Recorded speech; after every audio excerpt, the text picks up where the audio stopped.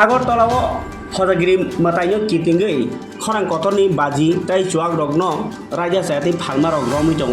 police आबाइकेरे NC थाना आमजायो गोरों जागाव अ सामताइनो रगै राइडा स्वbaiwi Chuak Phalmani Tai Baji Khorang Kotorni Phalmani रग्न नायथुनायनि अंखरै खरक सिसा राइडा स्वbaiwi सामुदानि रग्न एबा मानै फालनाय रग्न Romkha Ncc थानानि पुलिस आबनति